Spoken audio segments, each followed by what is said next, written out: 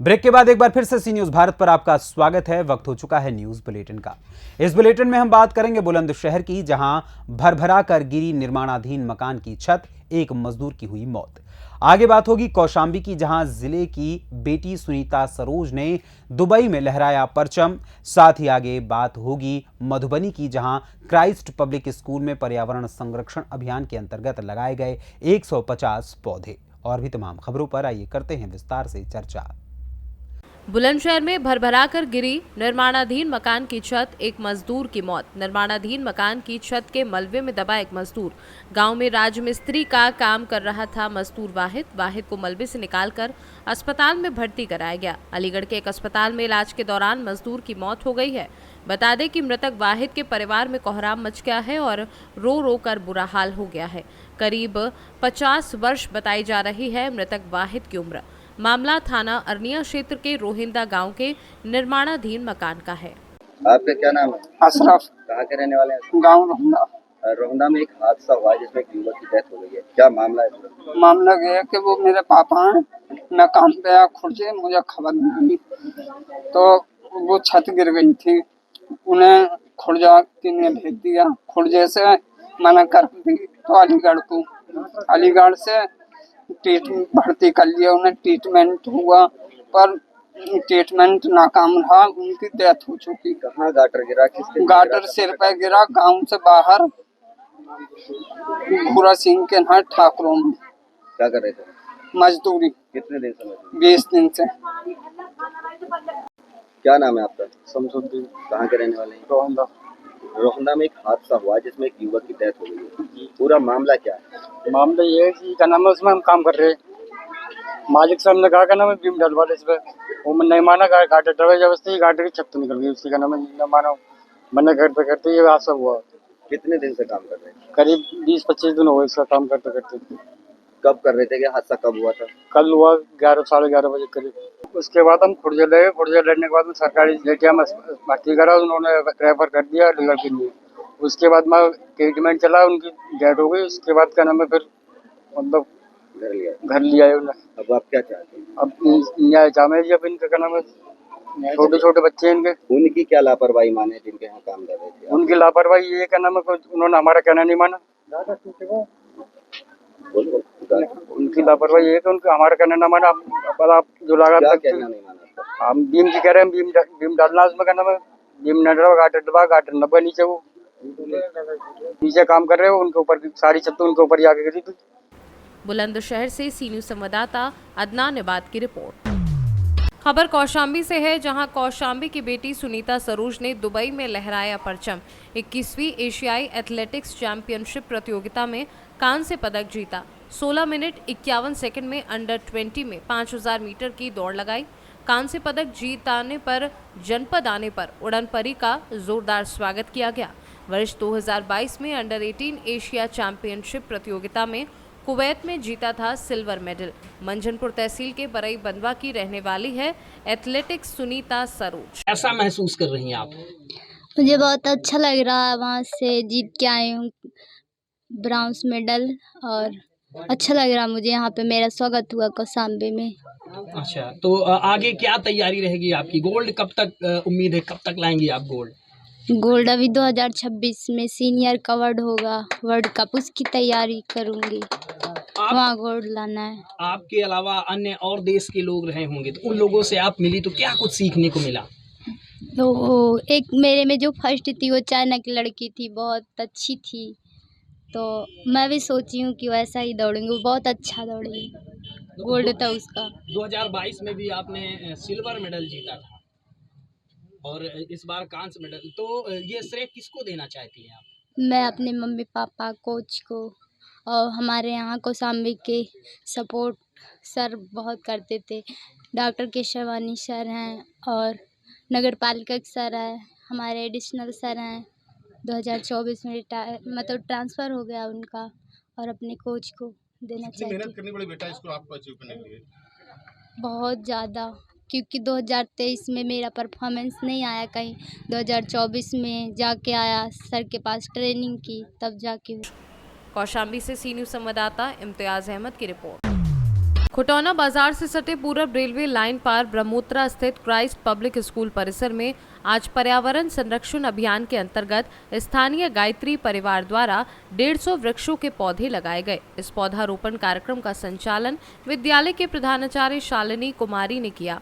लगाए गए पौधों में 120 महायोगिनी के तथा शेष 30 फलदार आम व अमरूद के बताए गए हैं। इस कार्यक्रम का उद्घाटन करते हुए गायत्री परिवार की ओर से डॉक्टर सुनील प्रभाकर ने कहा कि अत्यधिक मात्रा में कार्बन उत्सर्जन के कारण ग्लोबल वार्मिंग के हालात पैदा हो गए हैं और मनुष्यों एवं अन्य जीव जंतुओं को इसका खामियाजा भुगतना पड़ रहा है। पर्यावरण की रक्षा हेतु विद्यालयों में वृक्ष लगाना एक सराहनीय प्रयास है। विद्यालय के प्रधानाचार्य ने बताया, विद्यालय में इस प्रकार का पौधारोपण कार्यक्रम चलाकर पर्यावरण के प्रति सजगता पैदा करना प्रशंसनीय है और पठन पाठन करने वाले बच्चे भी इससे प्रेरित होंगे।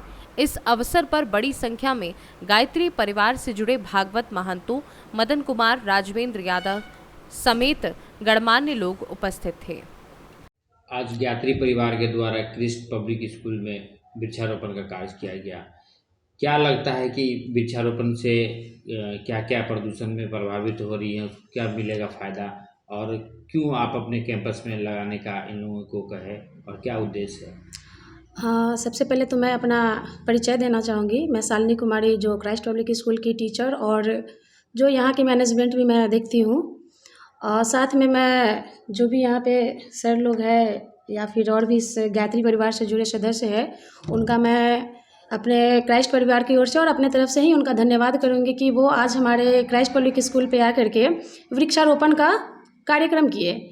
इनसे मैं वृक्षारोपण का कार्यक्रम अभी के जो समय है, तो हमारा जो वायु प्रदूषण हो रहा है या फिर वृक्ष के जो बहुत सारे जगहों पे जो लोग अपनी सुविधाओं के लिए, अपनी शौक सुविधाओं के लिए, अपने स्वार्थ के लिए जो पेड़ों की कटाई कर करके उनकी अहमियत को कम कर रहे हैं।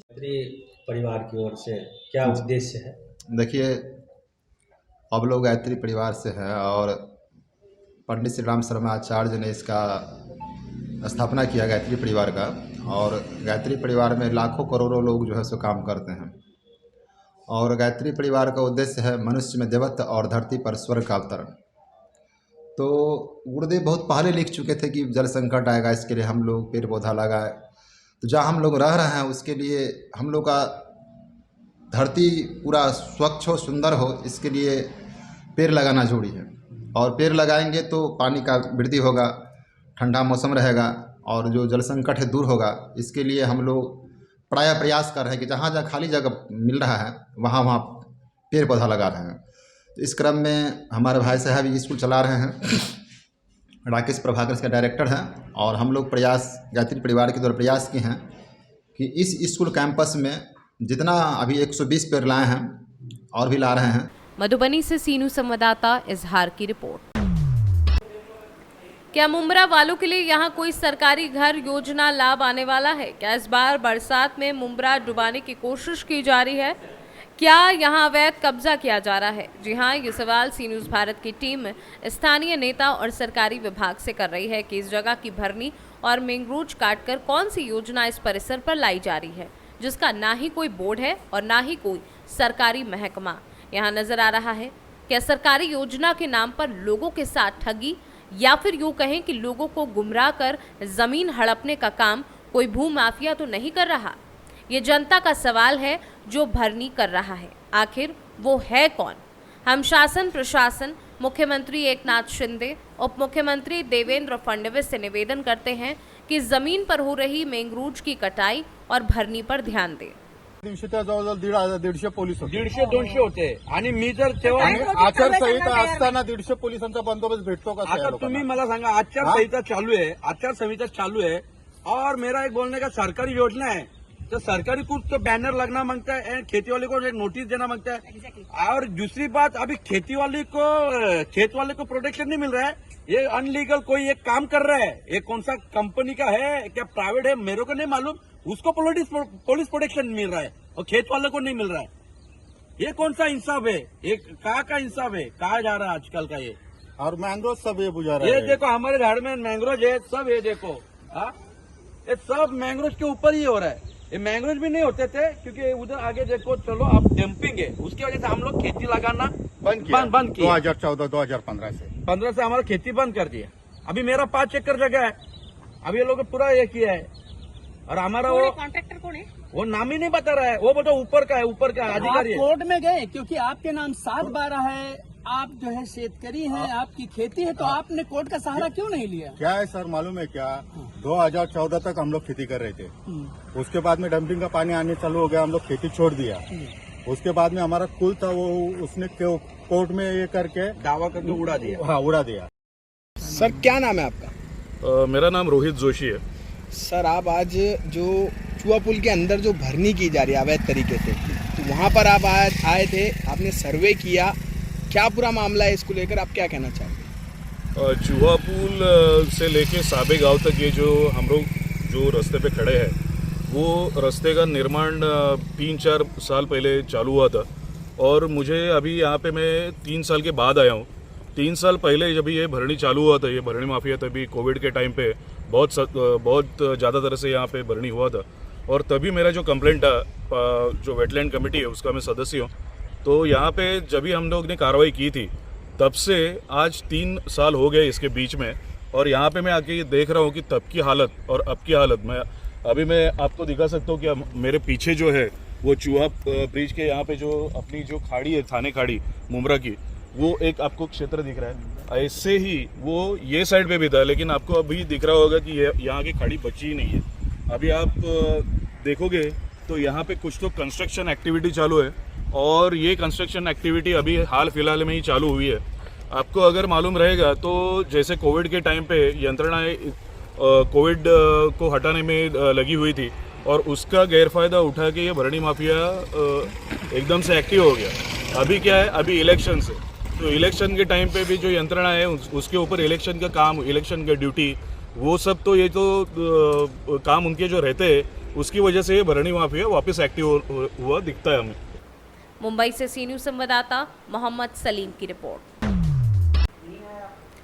झारखंड क्रांति मंच के संस्थापक सह केंद्रीय अध्यक्ष शत्रुघ्न कुमार ये शत्रु ने आज नावा बाजार प्रखंड के रबदा स्थित आवास पर प्रेस बयान जारी करते हुए पिछले 28 अप्रैल की रात्रि में बारात में द्वार पूजा के बाद आयोजित ऑर्केस्ट्रा पार्टी में नृतकियों के साथ अभद्र छेड़छाड़ व विरोध करने पर उसी ग्राम के आनंद सिंह के नेतृत्व में 10 से 15 सामंती मानसिकता के लोगों द्वारा जाति सूचक गाली गलौज व भीषण मारपीट कर बुरी तरह जख्मी करने की घटना की कड़ी निंदा करते हुए गढ़वा जिला प्रशासन ने सभी आरोपियों के खिलाफ SC/ST एक्ट के तहत मुकदमा दर्ज कर गिरफ्तार करने की मांग की है।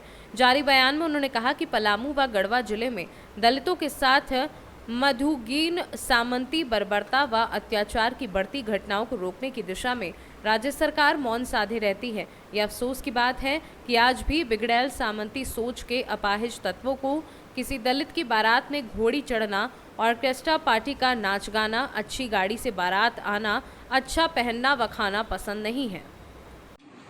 सदियों इस दौर की खामोशी तुझे जीने नहीं देगी, अगर इस दौर में जीना है तो कोहराम मचा डालो।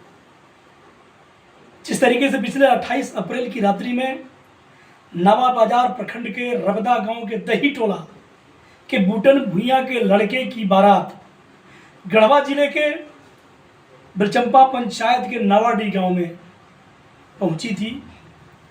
वहां पर द्वार पूजा के बाद जब बारात में ऑर्केस्ट्रा पार्टी में नर्तकियों का डांस शुरू हुआ, तब वहां के सामंती तत्वों खास करके आनंद कुमार सिंह पिता रविंद्र सिंह के साथ 10-15 की संख्या में 17वीं सदी की सड़ांध में जीने वाले जातिवादी, मनुवादी, सामंतवादी लोगों ने उस बारात पर बर्बर हमला किया, नर्तकियों के साथ छेड़छाड़ किया और बारातियों को इतना बुरी तरह से पीटा कि वो घायल हो गए।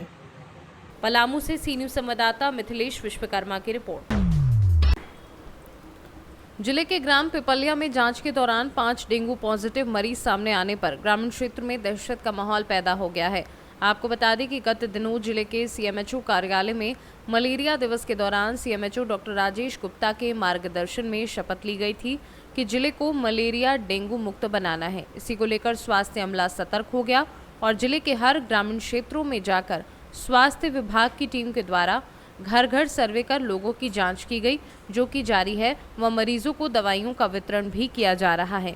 आज स्वास्थ्य विभाग की टीम जिले के सुसनेर तहसील के ग्राम पिपलिया नानकार पहुंची, जहां ग्रामीणों की जांच की गई तो 5 मरीज डेंगू पॉजिटिव निकले। सूचना मिलने पर CMHO doctor Rajesh Gupta, Susner BMO doctor Rajeev Barsena, जिला मलेरिया अधिकारी प्रेमलता डाबी सहित स्वास्थ्य अमला मौके पर पहुंचा और मरीजों को सिविल अस्पताल सुसनेर पहुंचाया गया, जहां उनका उपचार किया जा रहा है और सभी मरीज स्वस्थ हैं। साथ ही गांव में फॉगिंग मशीन के माध्यम से मच्छरों को नष्ट किया जा रहा है और सभी को साफ सफाई रखने के लिए निर्देशित किया जा रहा है। नानकार में हम पूरी स्वास्थ्य अमले के साथ में आए हैं। ये विकास खंड सुसनेर में पड़ता है। सूचना मिली थी कि यहाँ पर 5 पॉजिटिव डेंगू के केस हैं यहाँ पर, तो हम 5 केस से हम मिल के आए हैं और सभी स्वस्थ हैं।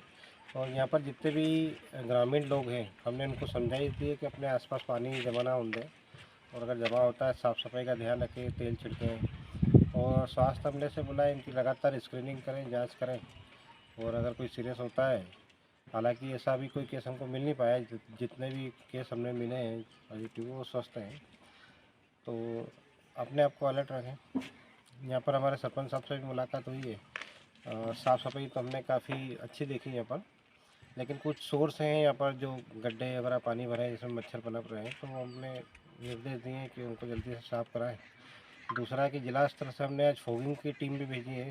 जितने मच्छर पनप रहे हैं जो बन चुके हैं डेंगू के, उनको मारने के लिए हमारी टीम जस्ट आ रही है और फॉगिंग लगातार चल रही है। स्वास्थ्य अमला के द्वारा भी लगातार स्क्रीनिंग की जा रही है। स्थिति नियंत्रण। आगरमालवा से सी न्यूज़ संवाददाता अर्श अहमद कुरैशी की रिपोर्ट।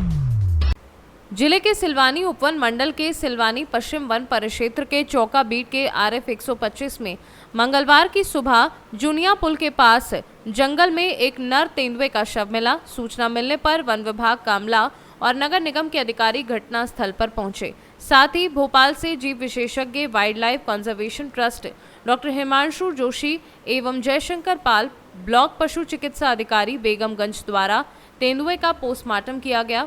वहीं तहसीलदार सुधीर शुक्ला, उप वन मंडल अधिकारी सुधीर कुमार पटले, वन परिक्षेत्र अधिकारी महेंद्र कुमार पलेचा भी घटनास्थल पहुंचे। अधिकारी द्वारा 50 मीटर तक घटनास्थल का निरीक्षण किया गया। निरीक्षण करने पर पता चला कि तेंदुए के पास ही अन्य तेंदुए के पैर के निशान मिले हैं, जिससे ऐसा प्रतीत हो रहा है कि तेंदुए की आपस में लड़ाई हुई हो और उसमें तेंदुए की मौत हुई है। घटनास्थल पर ही तेंदुए के पोस्टमार्टम कर सैंपल ले लिए गए हैं। सैंपल को जबलपुर भेजा जाएगा। वहीं तेंदुए जंगल में ही अधिकारियों की उपस्थिति में दाह संस्कार किया गया।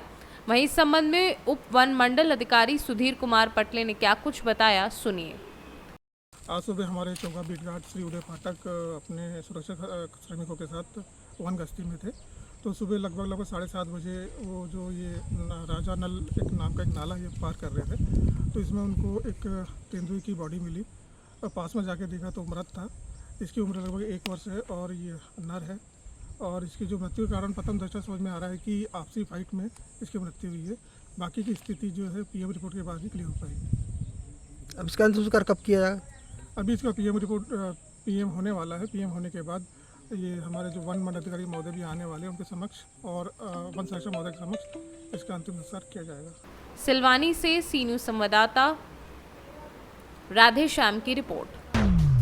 लहरपुर नगर के तहसील निकट मैदान में होने वाले आगामी 2 मई को गृह मंत्री अमित शाह के प्रस्तावित विशाल जनसभा कार्यक्रम को लेकर जिला प्रशासन एवं स्थानीय प्रशासन लगातार कार्यक्रम स्थल का मुआयना व तैयारियों में लगा है। मंगलवार को पुलिस अधीक्षक चक्रेश मिश्रा भी जनसभा स्थल का निरीक्षण करने पहुंचे। उन्होंने बारीकी से निरीक्षण कर संबंधित अधिकारियों को निर्देश दिए और वहीं कार्यक्रम को लेकर लगातार स्थानीय प्रशासन भी जुटा हुआ है।